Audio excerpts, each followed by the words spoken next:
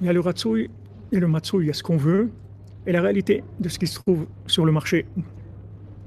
Donc maintenant, il dit voilà, regarde, le roi il dit à son fils, regarde, je vais te donner la royauté. Tu veux le pouvoir, vas-y, prends le pouvoir. Mais sache que tu vas perdre le pouvoir. Tu vas perdre ce pouvoir. Maintenant, quand tu vas perdre ce pouvoir, je vais te donner la clé. Je vais te donner la clé. Je vais te dire comment on fait quand on a perdu le pouvoir pour continuer. C'est là où il dit Mission de Fraïla. C'est dit que Afal Piken, Adraba, malgré ça, au contraire, maintenant que j'ai perdu le pouvoir, ça veut dire que maintenant, j'ai perdu la possibilité de réaliser les choses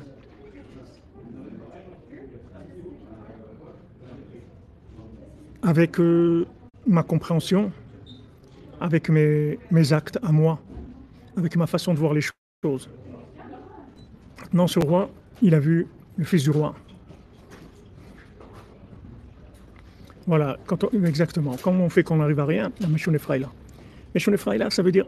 Meshon Efraïla, c'est une dimension que maintenant, dans le pouvoir, on se trouve vraiment dans le shmad. Dans le shmad. C'est-à-dire on se trouve dans le Xerat Shmad. C'est-à-dire qu'on se trouve dans une situation où vraiment on a l'impression qu'on ne va pas arriver à s'en sortir, qu'on ne va rien faire. On va voir qu'on ne peut rien faire. Alors là, quand on voit qu'on ne peut rien faire, en fait, c'est pas qu'on ne peut rien faire. Je vais aller vers la miséricorde. Parce que logiquement, d'après le plan, d'après les juges qui sont en haut, d'après les anges qui sont en haut, comme il parle ici Rabbeinu dans cette Torah, des 24 Baté Dinim, il y avait Esrim Be'arba, 24 Baté Dinim, 24 tribunaux qui sont dans le ciel et qui jugent sans arrêt. Donc maintenant, d'après ces 24 tribunaux, on ne doit pas continuer. Parce que il y a le déluge qui arrive, comme Hachem dit, Ketz Kol Basar, Ba'alefanai. Il y a la fin de toute chair qui est venue devant moi. C'est-à-dire que maintenant, il y a des accusations énormes dans le ciel.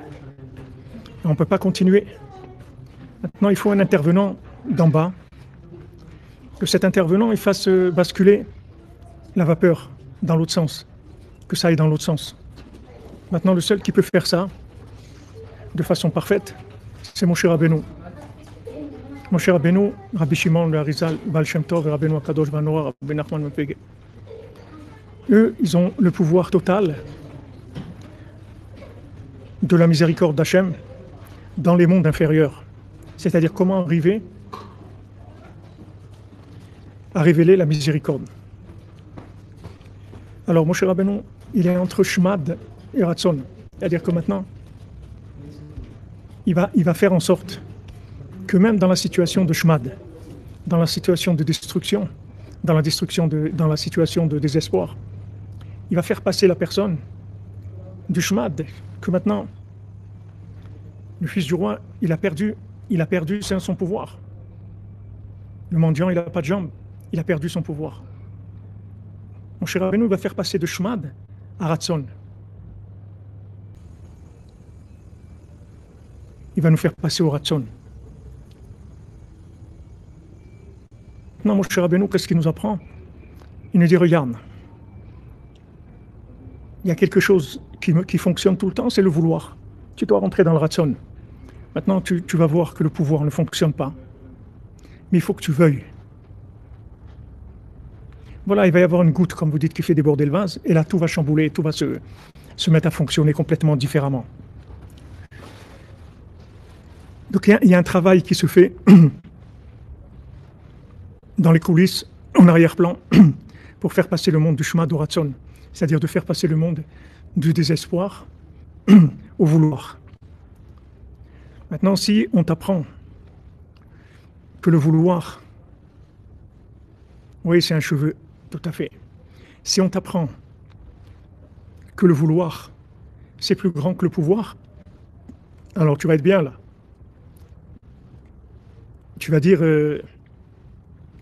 quoi, il suffit que je veuille, et c'est considéré comme éveil d'en bas.